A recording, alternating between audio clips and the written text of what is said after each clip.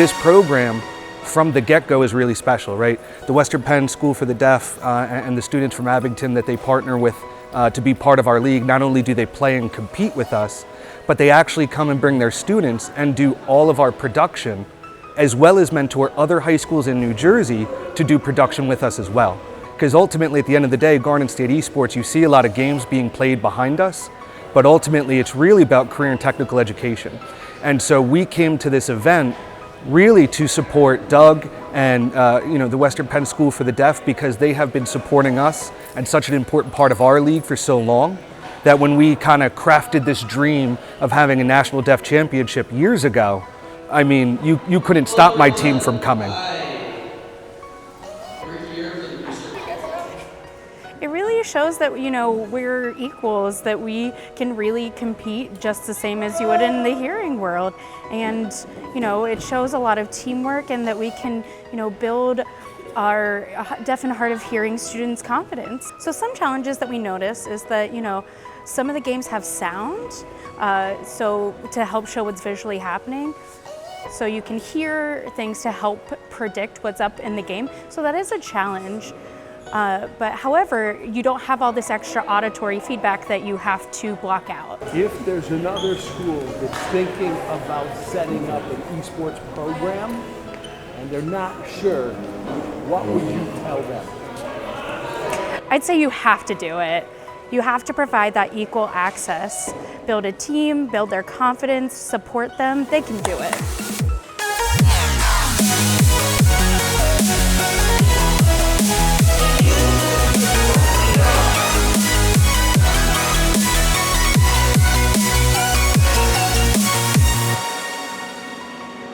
I'm Isaiah Tyler. I'm from Rochester School for the Deaf. I'm one of the coaches for our esports team.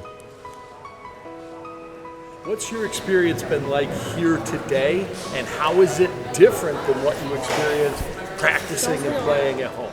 Seeing the kids bounce off each other, the competition of seeing like, oh, the other kid's got a better score, I got to get after it. The kids in-house at home, there's a lot of like competition where they get at each other's throats. Now they're on the same team, and it really is fun to see how much they rally around each other, and the energy here is really fun to feel. What would you say to superintendents or coaches who are thinking about starting their own program about having an esports program and this event? If you get here, you know it, but if you're not here, try it. I mean, it doesn't take much to get one started. Get involved. The kids, kids who haven't been involved, the kids who aren't interested in academics or interested in things, they have interests, and we'll find them, and this is one of the big ones. And once they get into it, they'll do anything to get on that team and stay on the team and get their academics up. And the crew we have here they're just doing amazing stuff, and it's really fun to see them grow as students, as people. It's really fun.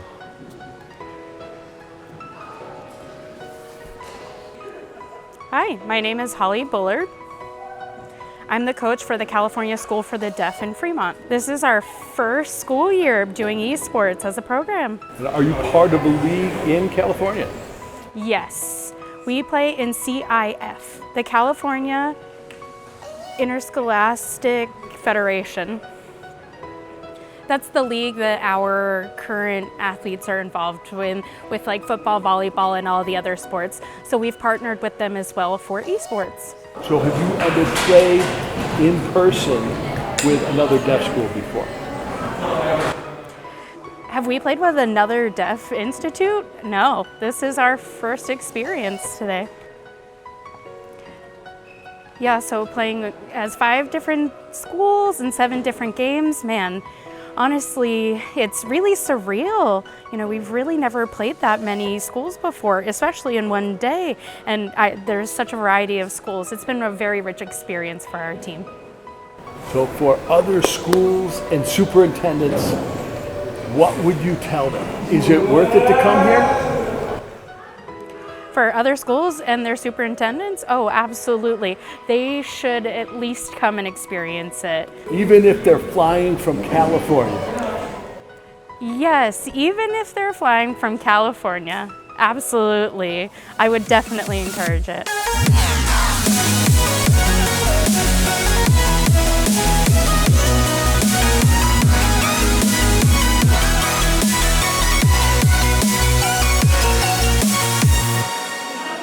My name is Zarina, and I'm from Abington Heights. Where is Abington Heights? It's in the Clark Summit area. Clark Summit. How did you get involved in this program? I got involved in this program through my dad, who actually kind of runs the event and is kind of heading it up. And so he asked me if I would be able to come down and do tech and help support what's going on here, and I said, of course. All right. So what is your role here today? I'm the production director, is what you'd call me, I guess. So I'm just doing all the things, picking the camera shots and doing what I can to make it a good event. So do you know, or are you fluent in American Sign Language? I am not fluent in ASL. I know very little. I know baby signs, pretty much. So your team is comprised of both deaf and hearing role players. How are you managing that today? A lot of communication. So with having a deaf and hearing combined crew, we have to, use the interpreters and use everybody and make sure that communication is the biggest key today, and that we do everything we need to make sure everybody understands and that we answer all the questions everybody has. So pre-planning is really important. Yeah. So when you're pre-planning, you're also working with deaf casters today. Tell me how you're communicating with deaf casters. How are you planning out? Are you using any other signals to communicate with them today? We're mostly communicating with the deaf casters through the interpreters. So the interpreters are wearing a headset, so that way I can be here at the desk saying whatever I need to say, whether that be, okay, we're ready to go live, or hold on another second, and the interpreters can relay that information to Tanner and Nate. And then if Tanner and Nate need a couple of seconds, they can tell their interpreters, and I know a couple of those little signs, so I know, wait, and I can see that and go, okay. And then I hear the interpreters saying, oh, they need another second, just wait. And then everybody's on the same page that way. So communication challenges are a big part of what you're facing today. Has that felt overwhelming at all? It can feel a little overwhelming, but we've got an amazing team here today, and we've got lots of support systems. So at first it was a little overwhelming, and now it seems normal almost. So for other students who don't know sign language, would you say that this is the kind of experience they should have? Yes, I would definitely encourage other students to have this type of experience. It's truly one of a kind, and it's just amazing. Are you having fun? Yes, I'm having lots of fun. My name is Anna, and I'm from Abington Heights High School. How did you get involved with the WPSD Esports program? Well, I joined sophomore year because my friend convinced me to join this Valkyrie Valorant team, and we've been playing remotely from the lab in Scranton School for the Deaf. And the WPSD players play online with us, and we have Google Meets and we collaborate. I won the National Student Leader of the Year award at Ohio State University, and I couldn't have done it without WPSD and me, because it showed me that I could do this. Today I'm here because I begged my coach to come here, because I wanted to give back from WPSD from how much they have done for me and how much support they have done for me, even if they're from the other side of PA from me.